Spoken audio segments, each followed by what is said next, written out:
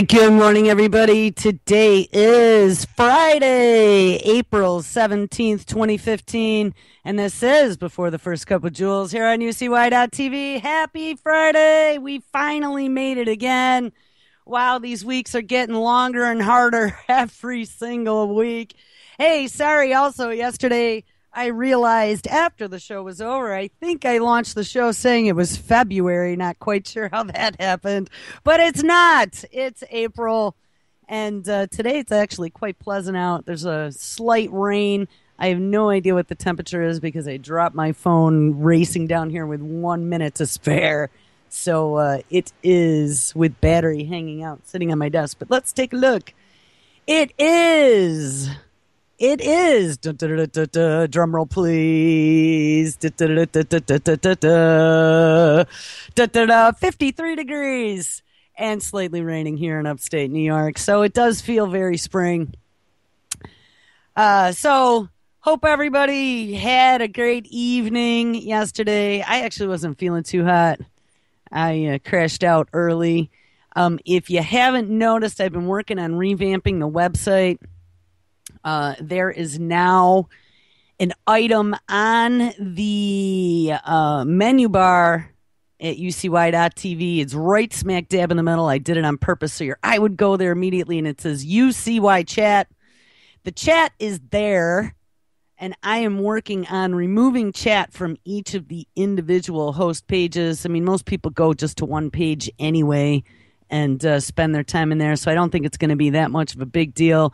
Each individual host page will still have all their information, their links to social media, as well as their archives. I also embedded a window toward the bottom of every host page that is now pulling direct from YouTube, the last 10 shows with a load more. So you can go there and check that out. It actually, I think it looks pretty nice. And it's going to get rid of the issues that we've run into with things going on in chat and disrupting shows of hosts here, which, we've talked about this. None of us make anything for doing this. If you've ever done a show, you will understand how much time and effort it takes on a daily basis to get stuff together to talk about intelligently. Many of us don't really have time in our lives to do a show, but we do it because we feel that it's the right thing to do. We have something to say about it. A lot of us are just driven. I do this as therapy. I need to get it out every day, all the shit that I see that drives me crazy. But it's just not fair to these people who put in time and effort to do live shows. And I know everyone complains when we run a rebra to have the live show trashed by some dumbness that's going on in chat. So, you know what? The host now will be able to link to their homepage so people can go there and get their information. If they want to go to chat, they can, but they're not slapped right in the face with whatever jerkiness is going on and run off the network like I've seen happen many times already. So anyway, that is a change. I'm about halfway through revamping all the pages. I'm going to try and get to the rest of those this afternoon. So by this weekend, UniChat will be just that, UniChat, and that's where you get to it. So just a heads up on that. All right, so anyway, let's get back to where we left off yesterday. I didn't even title the show yesterday, and I have no idea what I talked about because I wasn't in a very good mood. And was still having twitchy eye issues. My twitchy eye has stopped a little bit, but not as much as it should be. Hey, here's something that I want to ask people to pay attention to. I've talked about doing experiments over the years on myself.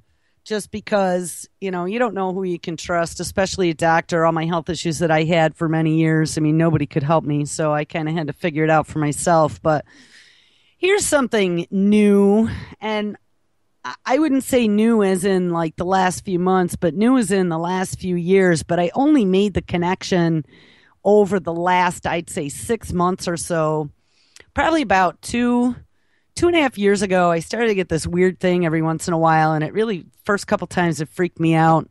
I thought it was like a stroke or a brain aneurysm. And that was just out of the blue getting this vertigo thing where all of a sudden you feel like you're totally wasted for no reason whatsoever.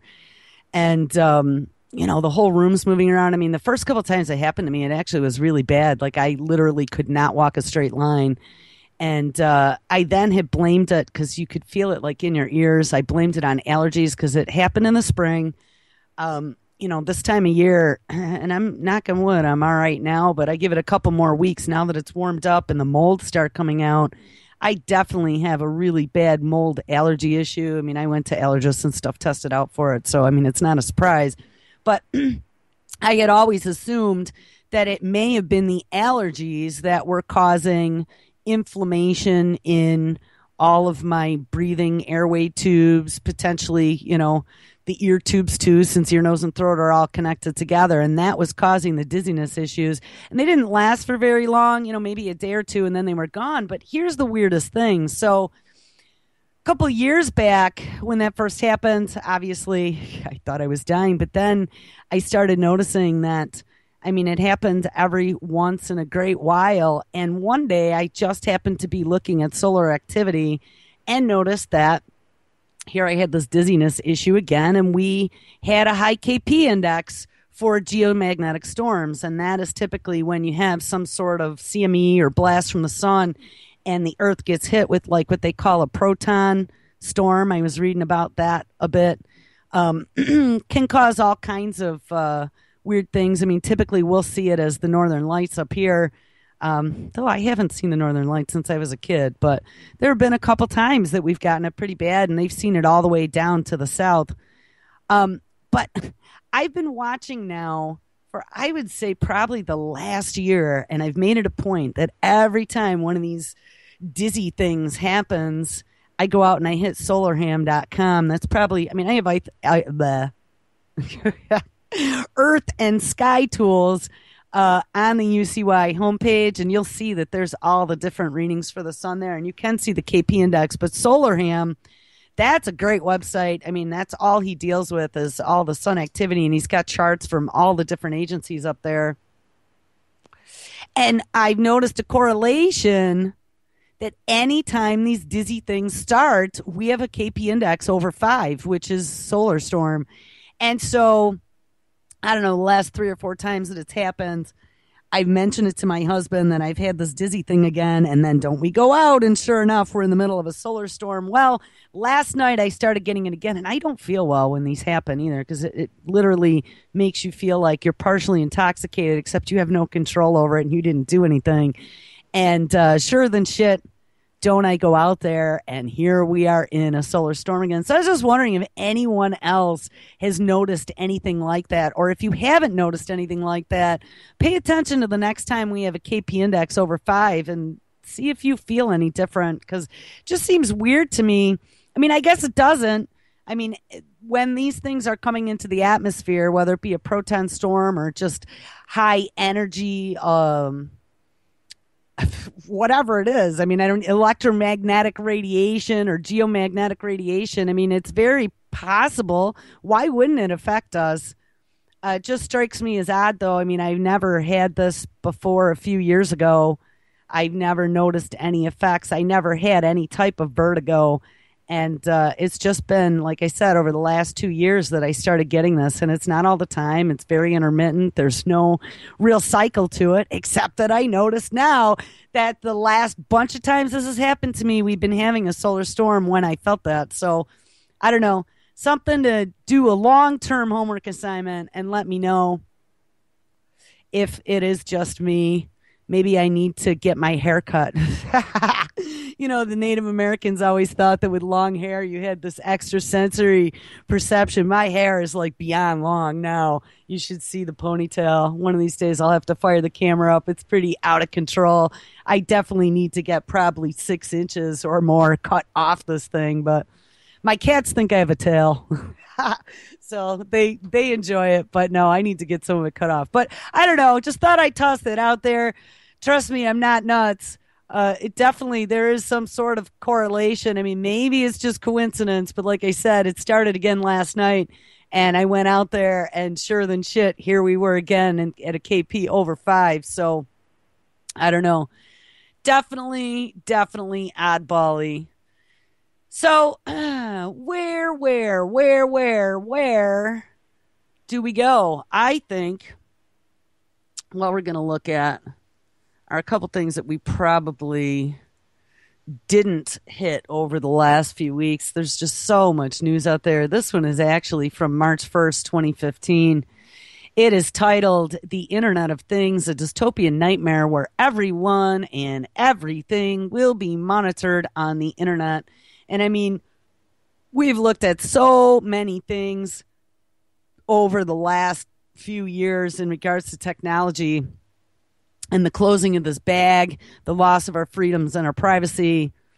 Once we dug into nanotechnology and understanding that they are putting the stuff into these quote unquote new vaccinations and things in our food, in our environment, it's really easy to see how it could be possible, even though we don't maybe necessarily see it coming. It's in all of our smart devices.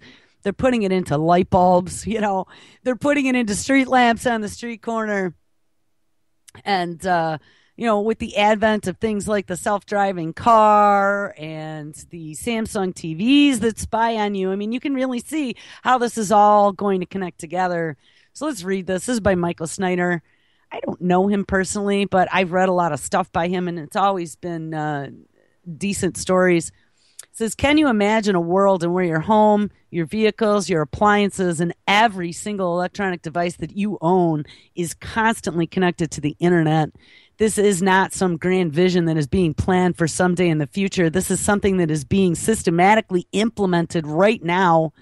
In 2015, we already have, quote unquote, smart homes, vehicles that talk to one another, refrigerators that are connected to the internet, and televisions that spy on us. Our world is becoming increasingly interconnected, and that opens up some wonderful possibilities. But there is also a downside, and that's what I like to talk about. I mean, yeah, wonderful possibilities if we lived in this wonderful utopia where we did not have evil in charge. But if you have evil in charge and they have control of everything, don't think it is ever going to be for your benefit. There's also a downside. What if we rapidly reach a point where one must be connected to the internet in order to function in society? And that is absolutely what I see coming here. Will there come a day when we can't even do basic things such as buy, sell, get a job, or a bank account open without it? And that is absolutely true. Once we start looking at biometrics and cashless society, that is where that leads to. We listened to a clip yesterday about the new long-range iris scanner for biometrics where they could look at it over, again, I'm going to say 30 feet, but it was more than that. I think they said 12 meters. So that was like 36 feet they could identify you. Remember, they already have that 235-point facial recognition, and they can do that from way up in the sky with HD cameras on drones. I saw a video the one day not too long ago about in the Denver International Airport. They have those facial recognition scanners everywhere. And don't think that that isn't going on in other airports. I know in New Jersey, LaGuardia, I had read a story about the smart light bulbs that had all kinds of interconnectivity. And I'm trying to remember if they had cameras in those as well, but I know that they connected to the internet and they were doing surveillance. I don't know if it was just a mic or if it was a mic and a cam in those light bulbs. But, we can't really go anywhere or do anything without being identified, including going online. I mean, they already have our IP addresses. They're really, really, really pushing now with the new operating systems. I saw that's Apple. Windows 10 is going to have biometrics, but not just like a single biometric where you'd use a thumbprint scanner or an iris scanner. It's basically using a conglomerate of biometric readings to determine whether or not it's you. So whether it be your voice, coupled with how you type and how you sit in your chair as it's monitoring you, will determine whether or not it's you. So if you're on that shit list that you hadn't complied with something, you use cash versus the chip implanted in your arm, or you didn't get your kid vaccinated, you're going to be on that list. So now all of a sudden you're not allowed to buy things in the store because they don't accept cash anymore at some point in the future. You're not allowed online because you're on that list as a jihadi that they've determined because of your searches for propane tanks. And you took a look at the glossy, I'm trying to remember what it was called, that ISIS put out after all the big news about it, and they gave you a link in the story. You're on the red list. You're not allowed on the internet anymore. And remember, the sister of Zuckerberg,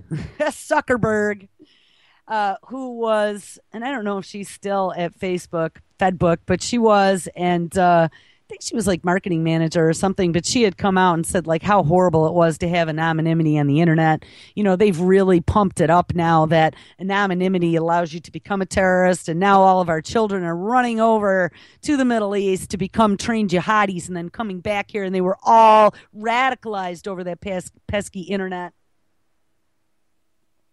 The FCC now took over as well, and I can't wait to see how this all pans out, because trust me, it is not going to be business as usual as we've always known and loved the internet to be here in the very near future. It's happening. It's definitely happening incrementally. Actually, I'm going to talk about a story. There may have even been a video there that Hecty dropped me the other day using voice recognition now for passwords as well. All right. Anyway, I don't remember where I left off here. What if we rapidly reach a point where one must be connected to the internet in order to function in society? Will there come a day when we can't even do basic things such as buy, sell, get a job, or open a bank account without it? And what about the potential for government abuse? Could an Internet of Things create a dystopian nightmare where everyone and everything will be constantly monitored and tracked by the government? That is something to think about. And, you know, after we listened to that, actually, there were two videos. One was the CEO from Intel yesterday talking about, oh, shit, I keep forgetting the name of that new processor that's coming out for wearables or wearable clothing, wearable computers, wearable computer clothing. Let's put it that way. And he was doing the presentation in front of the CES conference in Vegas, showing them how with this new chip it has motion sensing, so he could wave his hand and he had these 4 robotic spiders moving in unison, in swarm unison, based upon his hand movements. You know, once they start embedding these things into wearables, they'll be able, you don't even need to have your cell phone. I mean, right now you can still turn off location tracking, so they can't get your GPS, but they can still track you on your phone when they look at where your particular number is connecting between the towers. So they can still get a general location of your information, that metadata. We looked at that a long time ago when there was questions about metadata privacy, and the NSA was saying, oh, don't worry about it. We can't garner any information from metadata. And then I don't know what investigative group it was, but somebody contracted a private eye-esque type firm that took the metadata from somebody's phone and tried to reconstruct the last 24 hours of what the reporter did. And they were pretty damn accurate, and they could actually track where he drove, who he messaged. I mean, that's all in the history of your phone, who he talked to, where he stopped and bought shit, you know, then looking at his credit card records. So don't think that you're protected by turning off the GPS, but at least it's not giving them like a direct drone bomb location for you at any particular instant. But once you start getting wearables where computers are so tiny and they are integrated into everything, they'll know not only where you are every second of every day, but in that second video that we listened to, and maybe I'll play that again because that was such a fucked up video, and I didn't drop that in chat yesterday, so I'll have to do that. With the wearable clothing that model had on with those spiders on the shoulders. And it had said that those processors, the Curie, that's what it's called. The new Intel processor is called the Curie, like Madame Curie. They could detect your biological, I don't even know how they worded it. They could detect whether or not you were stressed. So it probably was monitoring like your heart rate, maybe your perspiration, Don't think, and they've been training these computers to be able to read emotions. I remember one back maybe 6, 8 months ago about the dashboard cam that was going to be able to read your facial expressions and determine whether or not you were experiencing road rage. And if you were road raging, then one of these autonomous cars would actually take over from you and relieve you of your driving responsibility until you calm down. So I'm telling you guys, this is beyond dystopia, and it is happening right under our noses under the guise of new cool technology that these half brain dead Americans, and I mean, it's not just in this country, it's all over, but we definitely fell for the Bernaysian, consume, buy, consume, and the dangling carrot, and it's enslaving us is what it's doing. All right, let's continue on the story about the Internet of Things. Today, the internet has become such an integral part of our lives that it's hard to remember how we ever survived without it. And I got to tell you, I mean, we looked at the reactions in the brain and the dopamine production when you get an email, the excitement, it's the dangling carrot. It produces that addiction-like stance with the video games, your phone, your computer. I mean, when my internet goes out, I definitely Jones. I feel it. I feel very disconnected. I depend upon the internet to do my job on a daily basis, and I have for 25 years. So that's a really hard habit to break, especially when you understand where that dopamine reaction is in the brain. That is the addictive center. And so it has created almost an addiction to these electronic devices for us. And that's the dirty little secret that we have with these machines. And I mean, our generation, Generation X, those of us born in the 60s and before, were the ones who actually lived life before computers. But anywhere after that, our children, they don't know any different. And that really disturbs me because to break them of this addiction is going to be almost impossible, especially considering as they're pushing more and more of our daily lives into this connected state. It says, and with each passing year, the number of devices connected to the internet continues to grow at an exponential rate. And he's absolutely correct in that. If you have never heard of the Internet of Things before, here's a little bit about it from Wikipedia. Quote, things in the Internet of Things can refer to a wide variety of devices such as heart monitoring implants, biochip transponders on farm animals, electric claims in coastal waters, automobiles with built-in sensors, or field operation devices that assist firefighters in search and rescue. These devices collect useful data and with the help of various existing technologies and then autonomously flow the data between other devices. Currently, market examples include smart thermostat systems and washers and dryers that utilize Wi-Fi for remote monitoring. And I mean, it goes even beyond that. We look at now farming is even becoming more and more automated. Everything talks together. Your robo-bees are going to be communicating with your autonomous farm dog electric ATVs as they're scanning your property. And then you have your robo-bees checking on moisture levels and growth levels of your crops. I mean, that is all really coming. Says, but also there's a dark side to the Internet of Things. Security is a huge issue. And when that security is compromised, the consequences can be absolutely horrifying. Just consider this following example. And yeah, we haven't even talked about hacking. Way back when we found a video from one of the babes at DARPA talking about, and this was after the Michael Hastings mysterious car speed up that smashed him into a telephone pole or a tree at high speeds. The DARPA chick had come out and was talking about how even cars today can be easily hacked. And I mean, now they're talking about autonomous commercial airlines and things. And I mean, that really is a concern. The internet was never developed with security in mind. DARPA now has an RFP out there looking for this self-aware almost security, perimeter security, that instead of the old days where You had intrusion detection and protection, and you always had signatures like in an antivirus software. Like if you got a new virus but it had never been identified by that antivirus provider, you might still be running your antivirus and have a virus and not know it because you don't have the newest definitions. Well, following that came something that was called like day zero.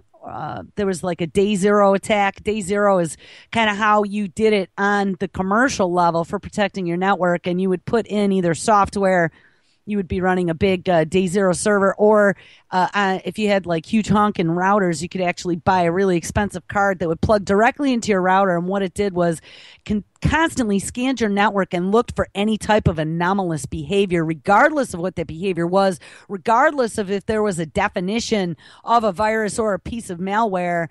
The second that an application or an IP address tried to access something that maybe it didn't have access to, there was some sort of, password login that maybe was incorrect multiple times, this day zero would send an alert. And that actually has been working pretty well for the last 10 years or so in the commercial space. But DARPA is now looking for almost this self-aware perimeter protection that will constantly be morphing and updating itself. I mean, it sounds more like an artificial intelligent sentry than some sort of day zero prevention. And that concerns me as well, because that actually gives intelligence to the machine. You know, when you really start looking at how that would work, it made me start thinking of Skynet getting a soul. But anyway, let's read a little bit more of this. It says, in a strange series of events that link two Armenian software engineers, a Shenzhen, China-based webcam company, two sets of new parents in the U.S., and unknown creep who likes to hack baby monitors to yell obscenities at children. Wake up, you little bleep, bleep, bleep, the hacker screamed at the top of his digital lungs last summer when a 2-year-old in Houston wouldn't wake up. She happened to be deaf, and a year later, a baby monitor hacker struck again, yelling obscenities at a 10-month-old in Ohio. Both families were using an internet-connected baby monitor made by a Chinese-based firm called Foscam. The hacker took advantage of a weakness in the camera's software design that U.S.-based Armenian computer engineers revealed at a security conference in Amsterdam last April. The internet allows us to reach into the outside world from inside our homes, but it also allows the reverse to take place as well. Do we really want to make ourselves that vulnerable? Sadly, we live at a time when people don't really stop to consider the downside of our exploding technological capabilities. And he's absolutely right there. I mean, people just think that this is like cool technology, but they don't realize. I mean, back from the days when Ma Bell was in bed with the government and you had to worry about them turning on the speaker on your phone to be able to listen to your house, you know, that literally, you only had one phone at that time. It was probably like flesh-colored peach and mounted to your wall. You know, I mean, it's really expanded a lot since the 70s. And they can now listen to us and track us anywhere. And don't think that it stops there. I mean, we've listened to clips where they literally are working on trying to decode our dreams, trying to decode our thoughts. And once we are loaded up with nanotech, little self-replicating robots that we probably already have in us, you know, there is going to be nothing that is sacred or private anywhere inside of us or outside of us. It says, do we really want to make ourselves that vulnerable? Sadly, we live at a time when people really don't stop to consider the downside to our exploding technological capabilities. In fact, there are many people who are extremely eager to connect themselves to the Internet of Things, and that is true. And I'm going to tell you what, those are the dangerous people. Those are the people that are fostering this connection and our loss of all of our liberties. Those are the people who are pointing at us, calling us fucking whack jobs, and are moving this agenda forward with wanton lust to become one with the machine. People like Ray Kurzweil, who they are psychotic. They want to become a part of the machine. Thank you very much. But after all my years in technology, I don't want fucking part of the machine. I want to be able to disconnect as much as possible. And honestly, if it wasn't for this network, I would be disconnected 99% of the time. except for maybe email like the old days, but none of this other bullshit that I have to deal with on a daily basis.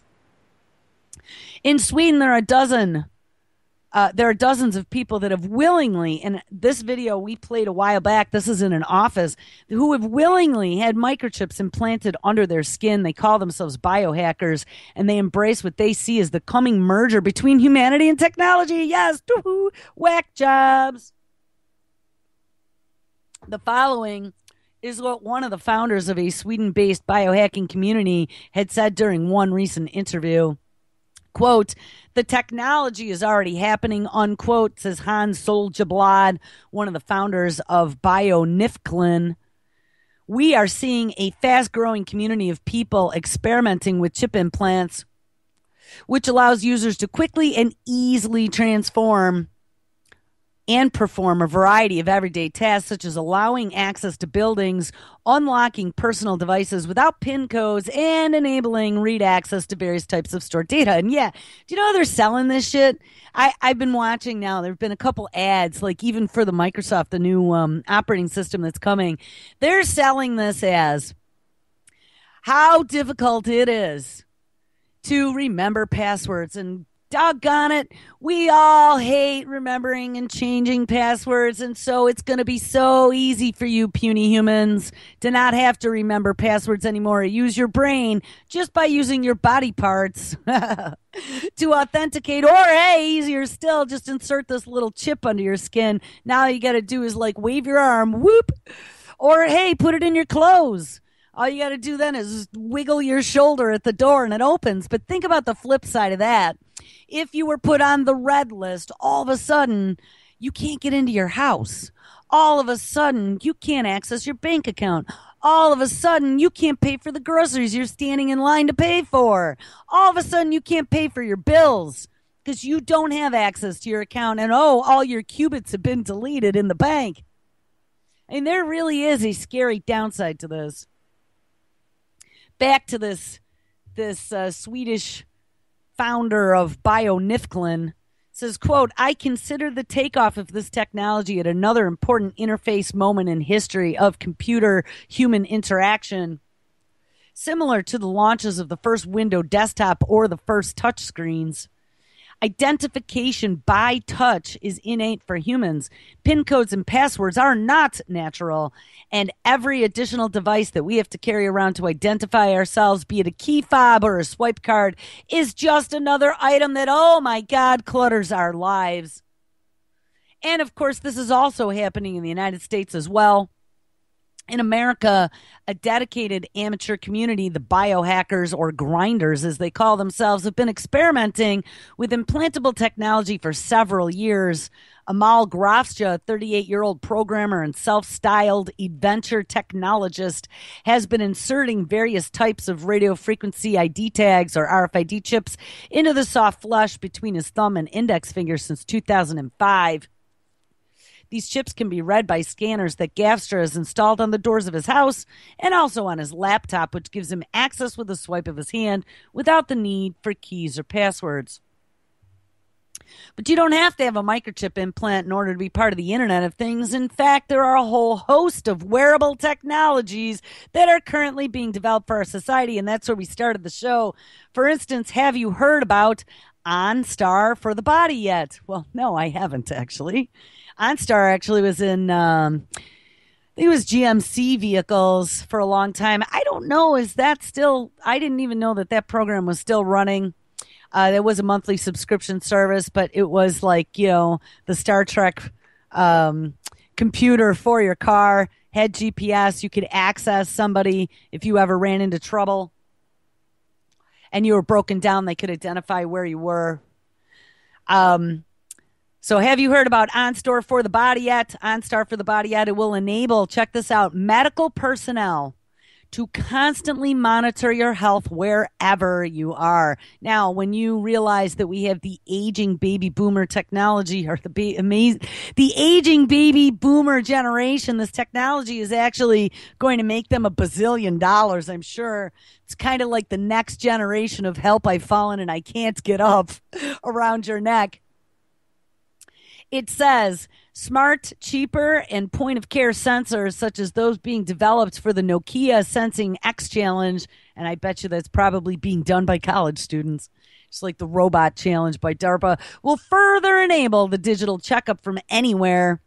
The world of quantified self and quantified health will lead to a new generation of wearable technologies partnered with artificial intelligence that will help decipher and make this information actionable. And yes, and once we understand the whole concept behind precision healthcare, Obamacare, getting you into the database, genomics, all the relationship databases that are out there, being able to bag, tag, slice, and dice you from here to tomorrow, this really starts to appear like it is an entirely well orchestrated design that, they're going to sell all this stuff to you as it's for your benefit, right? They're going to look at the people, like I've always said, the desperate, the ones that feel that they need this to make their life better. They need this as a cure. They need this to make them live longer. They need this to cure their disease, cancers,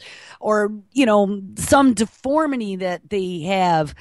That's how they're selling this. And these people are the number one generation of the guinea pig.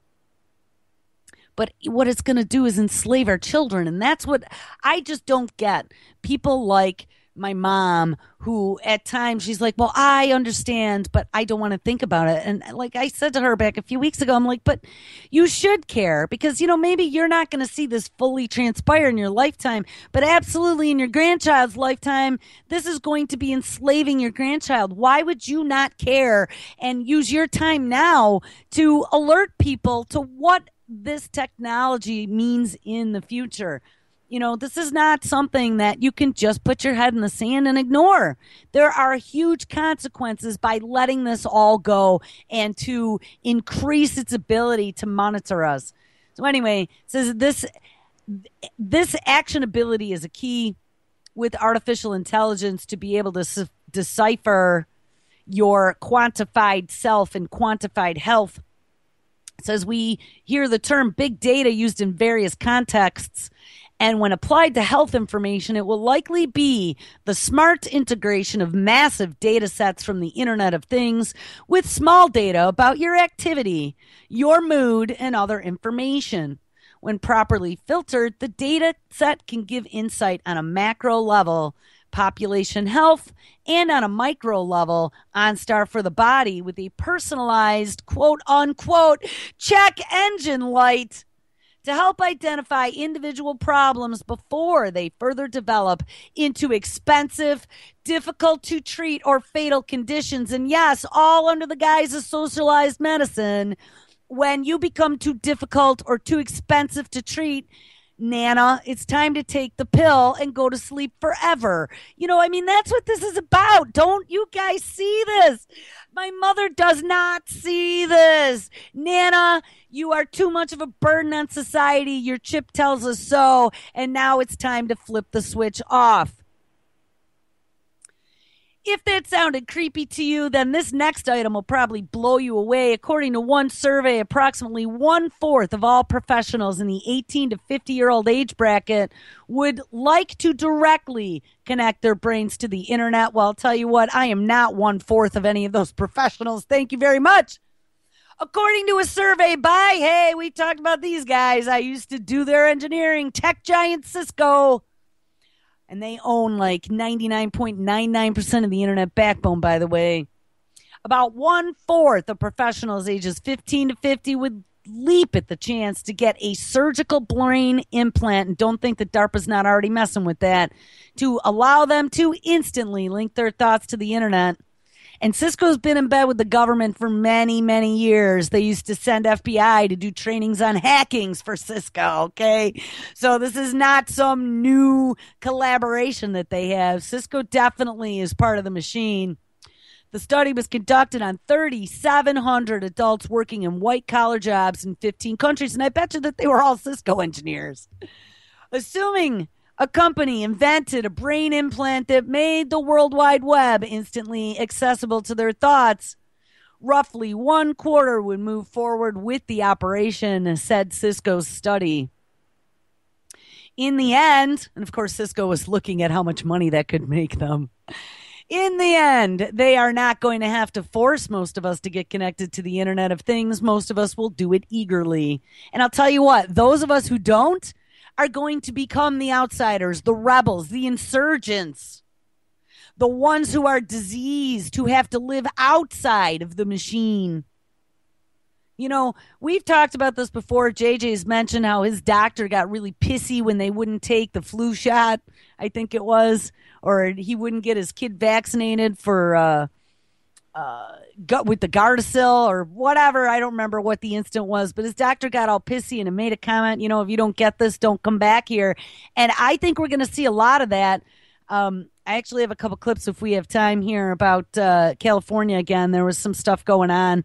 Movement forward with the that bill to force children to get vaccinations. And I think that a lot of doctors are going to get on that bandwagon because remember, they're all under the control of Biopharma. Biopharma then is spreading their lies through the FDA, and the FDA is allowing these studies on these medications and vaccines to be published, even if they're fraudulent, without any type of retraction, that then they are using to throw in our faces and in the faces of the dumb general public to say, hey, look, these anti-vaxxers are fucking freaks because look at all the proof we have that this stuff is healthy for you, that this stuff is good for you. Except what they're not telling you is that there's a grand possibility that either that study was bought and paid for by Big Pharma, or that there weren't proper controls being done. The study was found to be false, and whoops, we forgot to delete it or to put in a retraction. Anyway, back to the story. Are you starting to get the picture?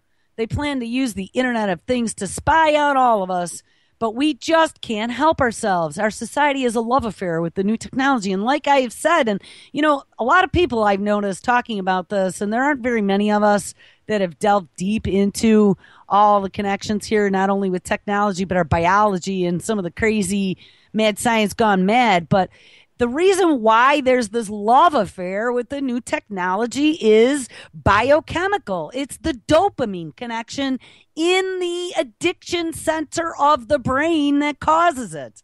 That's why there's a love affair. And some of the things that are being developed right now are beyond what most of us had ever dreamed possible. For example, Microsoft has just released a new promotional video featuring 3D holograms. And yes, that is part of the new Windows 10 as well. Smart surfaces, which they've been trying to push here for 15 years already, and it's just coming to fruition, and next generation wearable technologies, as well as what they're calling quote unquote fluid mobility. And I bet you Cisco is creaming in their jeans over that one, because being connected everywhere, internet everywhere, and mobile everywhere was their tagline back when I was still doing engineering. Says, quote, the elaborate, highly produced video shows dropping like a scuba mask that annotates the sea with 3D holograms, a multi-part bracelet that joins together to become a communications device, an interactive flexible display that automatically rehydrates with information specific to the people using them. The video from Microsoft was posted on YouTube, and I have shared this below.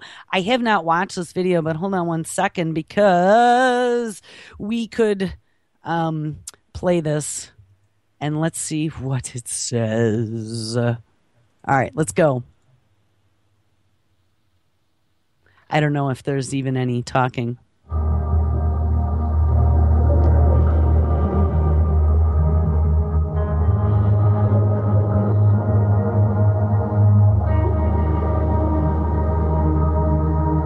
Yeah, no, there's probably no talking. She's underwater, and she's getting, and it very much looks like that video that SLC Mike had sent us a long time ago about augmented reality, which that actually was after we had implants implanted in our brains, but like that we literally could be able to, you know, it would, hold on, I'm going to log into chat here really quick because I'm not logged in so I can drop this link.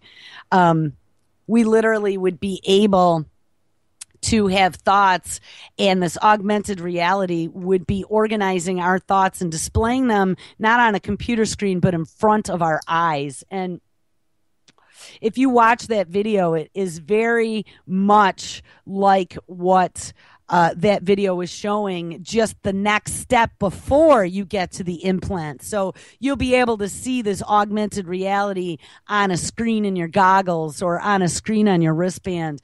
Anyway, that story that I just read by Mike Snyder, I posted into chat. I will be posting that in the notes under the show today once it rips to YouTube. So, I don't know, I got about 10 minutes left, so where do we go from here? We looked at all kinds of different things in relation to this and some of these different mysterious diseases that have been coming out all over the place, haven't been seen in 50 years type shit, Black Plague, Chickamauga virus spreading, this epidemic dog flu that appeared in Chicago, dengue, Powassan, that was yesterday, right? That new tick virus that has just appeared in Connecticut. That is just like Lyme's, but way worse and has no cure and makes you have convulsions and holy shit. Actually, let's play that one. I want to play that one again just so you guys hear because, again, don't think that this just came out of fucking nowhere. This shit doesn't just appear.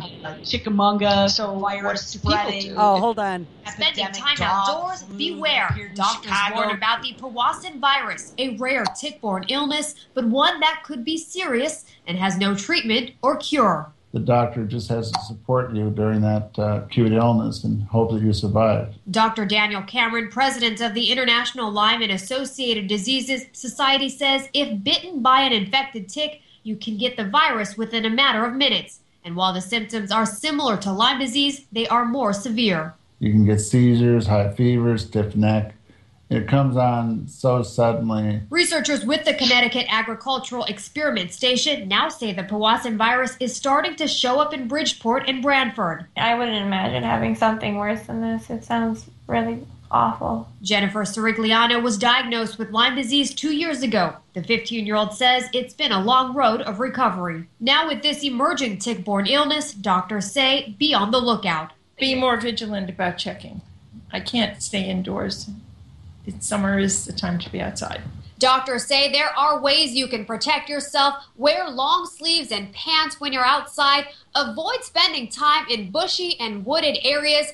Always do thorough tick checks after coming back from being outdoors. And wear bug spray. Reporting from Mount Kisco in Westchester County, Tracy Carrasco, CBS 2 News.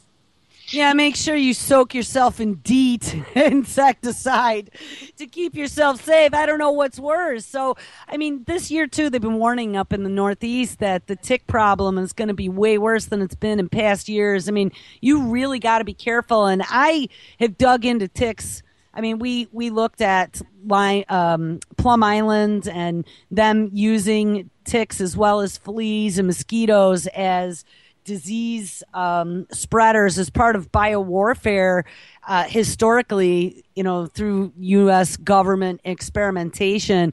But it really is scary now that there's this new, you know, never before seen disease that there is no cure for. It causes convulsions. It's in the ticks. We found it in Connecticut. You know, ticks can be as small as like a tiny pollen grain. I don't know if you've ever looked really into ticks. I mean, they literally, you can find them so they're a big bulgy size that you'll be able to see them simply, but sometimes they're tiny and those things can embed themselves under your skin and you'll never know you have it. I caught a story right before I went on air and it's only about 19 seconds long, but just knowing that now, you know, Bill and Melinda Gates have been running after malaria as one of their big pushes. And now we have these genetically modified mosquitoes because, oh, we have this outbreak of dengue that supposedly is hitting Key West and Florida. And we already released these mosquitoes down in the Caribbean as a test. And we also released them in Australia to combat an equine virus that was attacking the horses last year, the year before. There is a story here from Press TV that came out yesterday about hundreds of British soldiers. And remember, it's always the soldiers that are the first guinea pigs on any of these medications and things. Now, this medication doesn't look like it actually is something that's brand spanking new. But, I mean, we've talked about the Gulf War and the anthrax vaccine with squalene, and many of my friends who were in the Gulf War at that time who now have all kinds of fucking problems, and they all blame it on that vaccine. And at that time, and until we had that quote-unquote flu emergency in the United States, squalene was not used in any of our vaccinations. The adjuvant was still aluminum, or the aluminum sulfate or sulfite or whatever it was. But once they declared the emergency, that allowed the fast tracking through the FDA, and they allowed those vaccines in this country. So anyway, I did find this clip interesting, though. Hundreds of British soldiers sickened from anti-malaria drugs. And check this out. In Britain, hundreds of soldiers are suffering from mental illnesses after being given anti-malarial drugs. Nearly 1,000 British servicemen and women have required psychiatric treatment after taking a discredited drug called Lariam, also known as mefloquine. Psychosis, suicidal thoughts, depression and hallucinations are associated with the medicine. Depression, hallucinations, and psychotic problems in over 1,000 soldiers who are carrying fucking weapons. You know, and it doesn't even say. I'm looking here if it. I hate it. Hold on, let's go. I'm looking here to see if it says where those soldiers were stationed, and it does not in the notes, so maybe I'll have to look that up after I get off air. But I did find the drug that they said, he said was discredited. I mean, I found this on NetDoctor. This is netdoctor.co.uk, which I figured looking at a UK site would be a good place since these were UK soldiers. And it is still a valid medication. It's called Lariam, Lariam, with another name of mefloquine, mefloquine.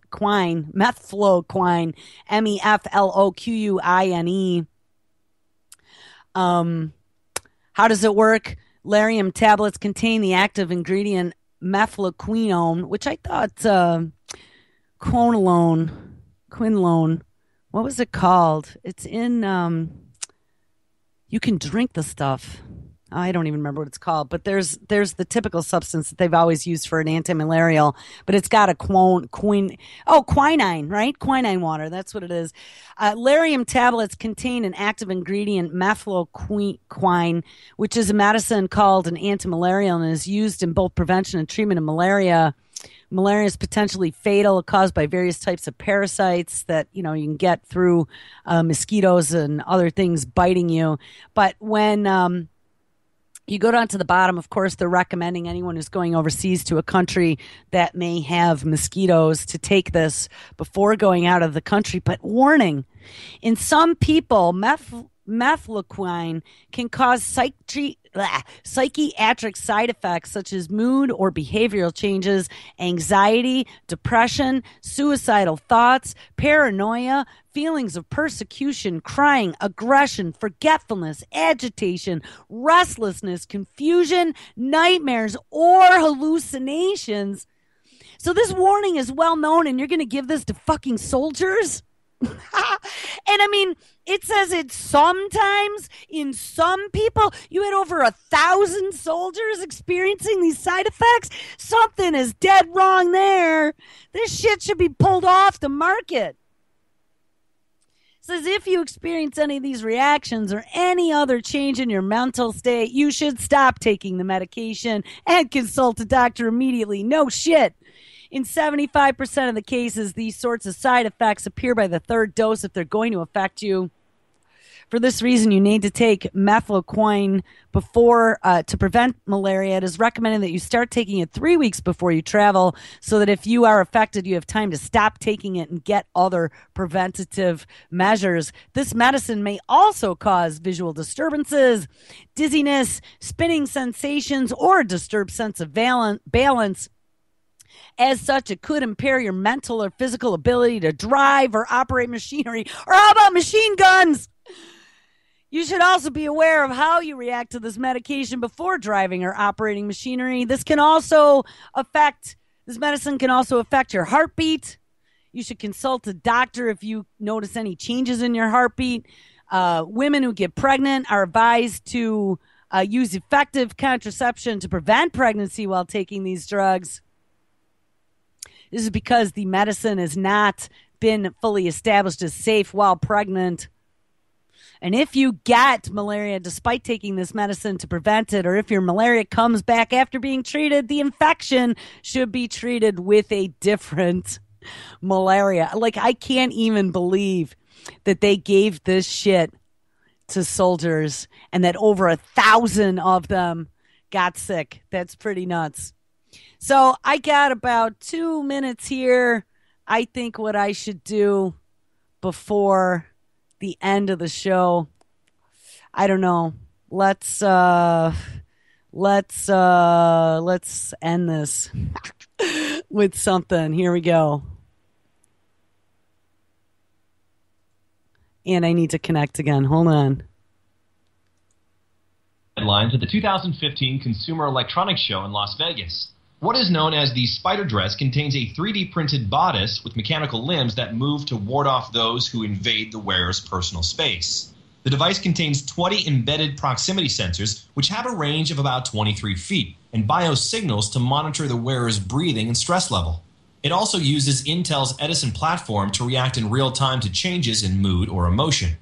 The dress was created by Anouk Wipprecht, a Dutch-based designer and engineer who describes her expertise as fashion tech. Her inspiration was to use technology and the garment as a medium of interaction. She also finds it interesting that the dress responds to the wearer's internal reactions to the environment, which are not always controllable. Wipprecht believes that the dress can be used for more than just a social experiment. She argues that its sensitivity to the body's distress level could have healthcare applications as well, such as in cases of elevated cardiac activity. And that's pretty scary. I dropped that into chat so you guys can watch it. That's a really, really scary looking dress. All right, guys. Well, guess what? Last 20 seconds of the Friday show was a really long week. Make sure that you guys chill out tonight. Come check out Josh. Josh is going to be live tonight at 6. We got Primer Times replay from this week at 8, 9 o'clock. Truth on the Tracks, Brandon Show from this week. United Front Radio with Daniela and Kyle. And then live at 11, Levon. All right, come back this weekend. Saturday and Sunday are always awesome radio. And I will catch up with you guys on Monday. Take care.